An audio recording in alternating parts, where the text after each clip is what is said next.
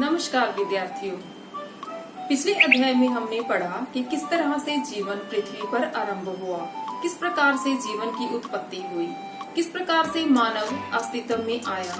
हम जानते हैं कि मानव ने जंगलों में रहना शुरू किया था और जंगलों में उसने पेड़ों को अपना निवास स्थान बनाया। इसके बाद वह गुफाओं में रहने लग गया।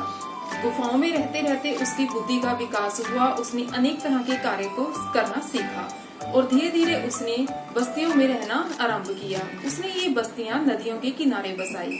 इन बस्तियों में रहते हुए उसने एक नई जीवन शैली का आरंभ किया। इस नई जीवन शैली को ही सभ्यता का नाम दिया गया।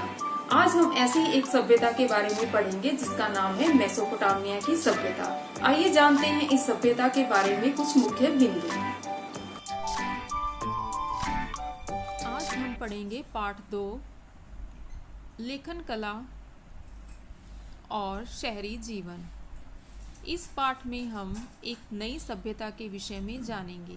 यह सभ्यता उस समय फली फूली जब भारत में हड़प्पा सभ्यता फल फूल रही थी। तो आइए जानते हैं इस सभ्यता के विषय में। यह सभ्यता थी मेसोपोटामिया की सभ्यता। मेसोपोटामिया में पुरातत्वीय खोजों की शुरुआत 1840 के दशक में हुई थी। वहां पर अनेक स्थलों की खुदाई हुई और सैकड़ों की संख्या में इमारतें, मूर्तियां, आभूषण, कब्रें, औजार आदि प्राप्त हुए। यूरोप वासियों के लिए मेसोपोटामिया इसलिए भी महत्वपूर्ण था क्योंकि इसका संबंध बाइबल से था। बाइबल के एक भाग ओल्ड टेस्टामेंट में इसका उल्लेख किया गया था।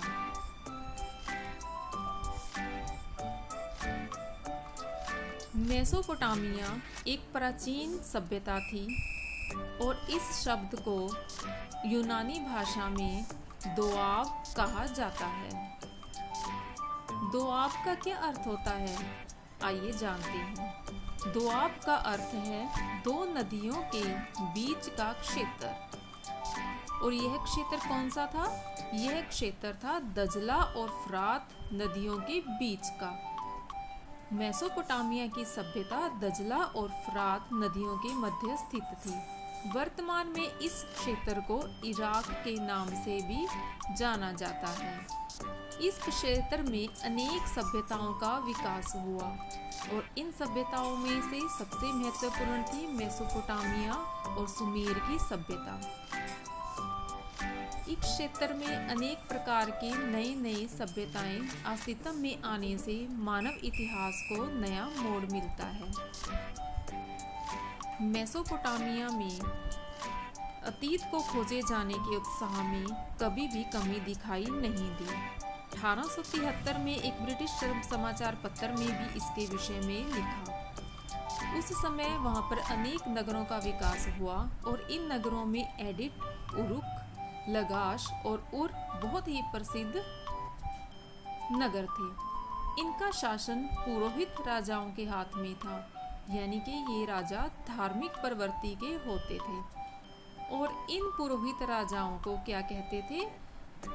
इन पुरोहित राजाओं को पेटसी कहते थे। और बहुत साल पहले, जिसे हम ये भी कह सकते हैं कि हजारों वर्ष पहले, मेसोपोटामिया की जो सभ्यता थी वो समय के गर्त में दब गई। इसके विषय में काफी समय तक कोई खोजबीन नहीं की गई थी। समय बीतने के साथ लोग इसके वैभव को भी भूल गए थे, लेकिन धीरे धीरे इसका विकास हुआ।